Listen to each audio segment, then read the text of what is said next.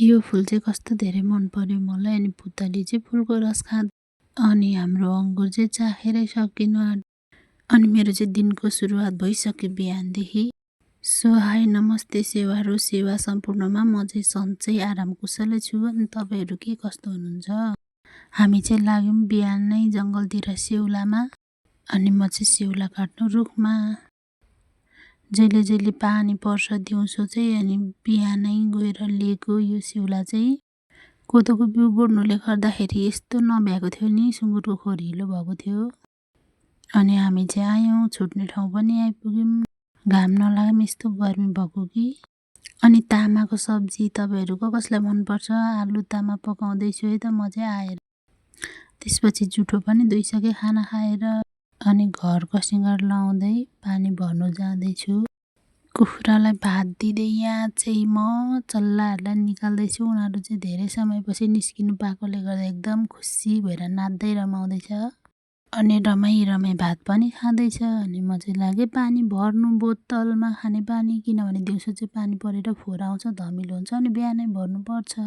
3टा चल्ला चाहिँ खुसीले गदगद हुँदै खेल्दैछ यहाँ नि।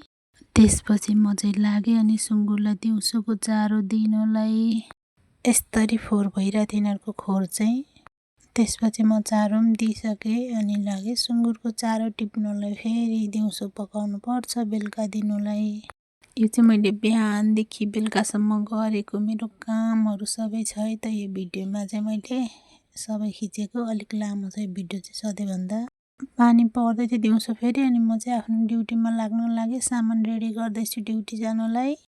मेरो ड्युटी चाहिँ देख्न सक्नुहुन्छ हजुरहरूले। म चाहिँ लागेँ आफ्नो ड्युटीतिर। अब सुँगुर निवासतिर म चाहिँ लागिसकेँ त, पुगी पनि सकेँ। त्यो चाहिँ मैले बिहान लिएको सेउला। यो चाहिँ मल सोरेर हालिदिनुपर्छ अहिले यिनीहरूलाई।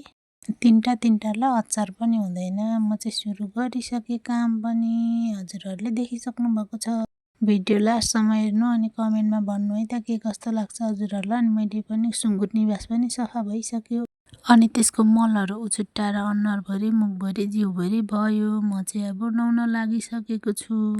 सरसफाइ कार्यक्रममा म चाहिँ अघि बढिसकेँ है त। अब चाहिँ म नुहाउँछु। अनि नुहाइसके पनि मैले। त्यसपछि मलाई भोक लाग्यो। अनि 2टा टाइगर खाएँ मैले टाइगरमा पानी हालेर। अनि खाइसकेपछि भाँडा बसालेँ। त्यसपछि फेरि सुँगुरको चारोतिर लागेँ पकाउनुलाई। चारो बसालेँ। त्यसपछि मासु पनि बसाल्नु आँटेँ बेलुकाको लागि सब्जी सुँगुरको मासु। अनि मैले चाहिँ छिप्ली भाँडामा बसाएँ, बेसर हालेँ, तेल हालेँ। त्यसपछि बसाएँ त्यसलाई दालसँग।